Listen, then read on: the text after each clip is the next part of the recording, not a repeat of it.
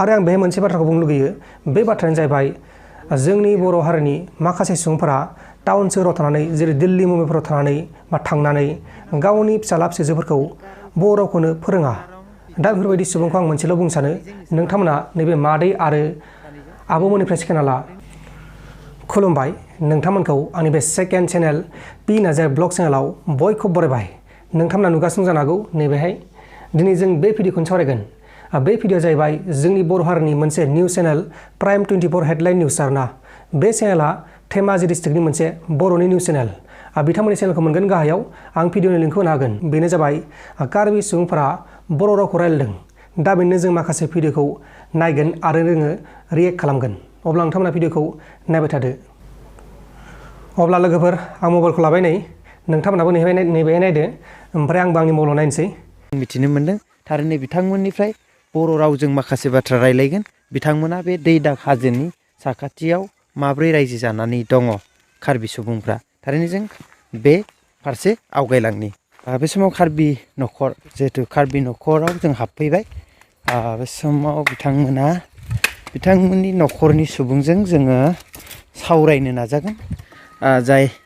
बिथांमोना कार्बि सुबुं बिथांनिनो न' दा बे समाव आपनि बर' कथा जाने अलप सलप पारे बर'निनो रायलायना एसे दे नोंनि नामा मा नाम बरा सिं तेरन ओमफ्राय मादैना नामा मा नाम दुर्गा रं पिपि कि नाम आपना दुर्गा रं पिपि कार्बिफोरनिया टाइटेला बेलेग बेलेग जायो हिन्जावना बेलेग हिन्जावना रं पिपि आरो हौवानिया तेरं जोंना हौवाना नार्जारिबाथाय हिन्जावफोरना नार्जारि जायो नाथाय कार्बिफोरनिया हिन्जावफोरना बेलेग आरो हौवाफोरना बेलेग जायो अब्ला भिडिअखौ नायफिनसै नोंसा न'खराव साबेसे परियाल जोंहा दा आलदा जाजोब्बायना आलदा जाजोब्बाय नोंसोर दा सानैजों साब्रै दंमोन दा गथ' सानै दङ फ्लुनियावसो दङ नोंनि गथ' सानै दंबावो दंबायो ओरैनो बे जायगानि नामखौ मा होनो दै दाक टिंटां एंटि दै दाक टिंटां मोजाङानो जादों बर' रायलायनाया कार्बि मानसिनि बायदि खोनायाखै मोजाङानो जादों बेयाव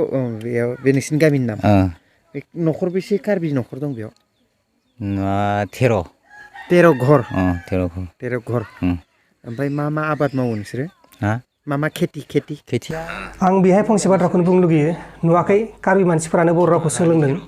जोंनि बर' मानसिफोरा जायबा गुवाहाटिफोराव दङ बा दिल्ली मुम्बाइआव दङ बिथांमोना बर' रावखौ गारनानै हिन्दी राव फोरोंदों एसामिस राव फोरोंदों बेबायदि फोरोंदों आरोना नाथाय नै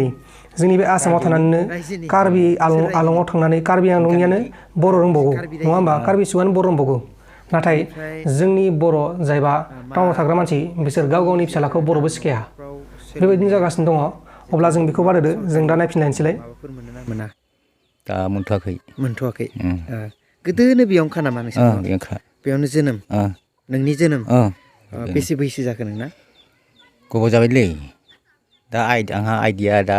52 होमबा नों बेयावनो जोनोमखा आरोना गोजोननाय थाबाय बे समाव नोंथाङा बे बाथ्राखौ फोरमायनायनि थाखाय ओमफ्राय बेयाव जे नोंसिनि खाथियाव बर'फोर दं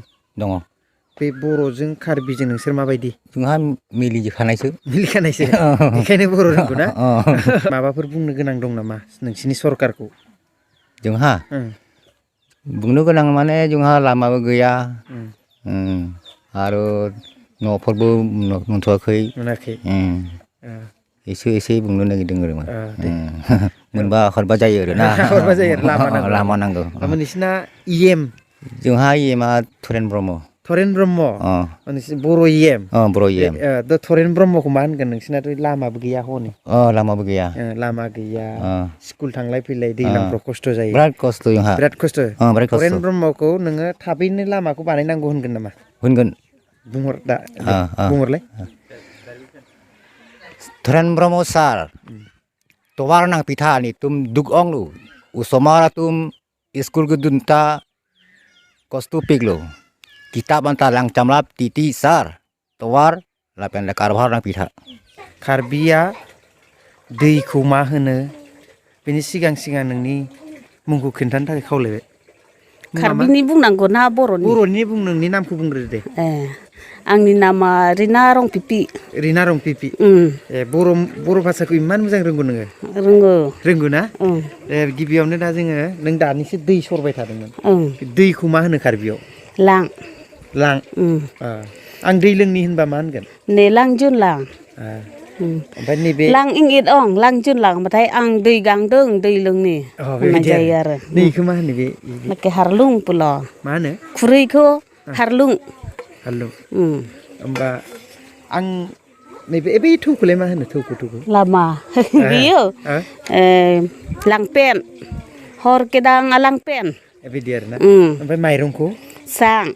ओमफ्राय ओंखामखौ जाय बिथांमोना कार्बि आंलंनि बिथांमोना कार्बिखौ रोंखागौ जानो हागौ आरो नोंसोर आरो पिगलु जाय बिथांमोना बिदेशनि बा आसामनि गुबुन गुबुन जायगानि बिथांमोना कार्बि रोङाबाथाय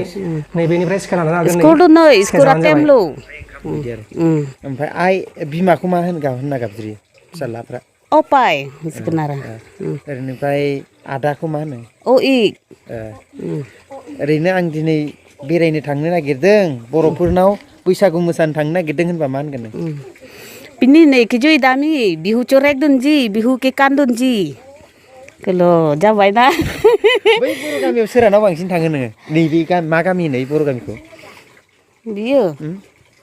मा गामि होनोथाय गामिखौ मिथिया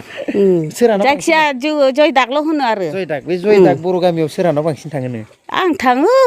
थांलाबायो थांलाबायो मा नाम मिथिगौ मिन्थियो एसे देलाय बुंलाय सोर सोरनि मालाबा नाम थांगोन आंबो जयदागाव नोंथांमोना जयदागनि बाथाय कमेन्ट बक्सआव कमेन्ट खालामबानो जाबाय मिन्थिनाया मालाबा थांबाथाय मिन्थिजोबो लोगो मोनफ्लांबायबाथाय माथो होबानो जाबाय लाजियो आरो लाजियो ओमफ्राय साहाफोर लोङोबानो जाबाय जयदागनि माइट जायो खिथानांगौमोन दा जे न'खराव साबेसे नोंसा जाहा दा गथ'फोर साब्रै दं ओमफ्राय बोराय सासे दं ओमफ्राय जों बोराय बुरि बिथांमोना उन्दैनिफ्रायनो बर' गामियाव थाखानाय बर'फोरजों गेलेनाय रंजानाय बाजानाय गासिबो मोसानाय मुसुरनाय सोलोंजोबखानाय बेनिखायनो बिसोरो बांसिन बर'खौनो रायलाय जाहैबाय जायबा बर' सुबुंफोरा कार्बि रायलायनो नागिरो बिसोरजोंबो बर'सो रायलाय जाहैबाय नोंथांमोनाथ' नुखाबाय जानांगौ भिडिअखौ माबायदि जाखो आं जोबोर मोजां मोनदों आरो जायबा प्राइम 24निफ्राय थांदोंमोन बिथांमोनखौबो आं रोजा रोजा साबायखर होयो बिथांमोना बेबायदि निउसखौ जोंनो हरनायनि थाखाय आरो बिथांमोननि थाखायनो जों बेखौ नुनो मोन्दों दा बेखायनो बिथांमोनखौबो सापर्ट खालामबानो जाबाय हाजासे सापर्ट खालाम बिथांमोननि चेनेला नैबे लिंकआव दङ गाहायाव दङ बिथांमोननि चेनेलखौ सापर्ट खालामबानो जाबाय आरो आं बेहाय मोनसे बाथ्राखौ बुंनो लुगैयो बे बाथ्रायानो जाहैबाय जोंनि बर' हारिनि माखासे सुबुंफोरा टाउन सोहोराव थानानै जेरै दिल्ली मुम्बाइफोराव थानानै बा थांनानै गावनि फिसाला फिसाजोफोरखौ बर' रावखौनो फोरोङा दा बेफोरबायदि सुबुंखौ आं मोनसेल' बुंनो सानो नोंथांमोना नैबे मादै आरो आब'मोननिफ्राय सिखायना ला दादिमोननिफ्राय सिखायना ला नोंथांमोना नुगासिनो जानो हागौ बिथांमोननिफ्राय सिखायना लाबानो जाबाय दा बेखिनिखौ बुंनानै दिनैनि बे भिडिअखौ फोजोबनाय जाबाय जय बर' हारिनि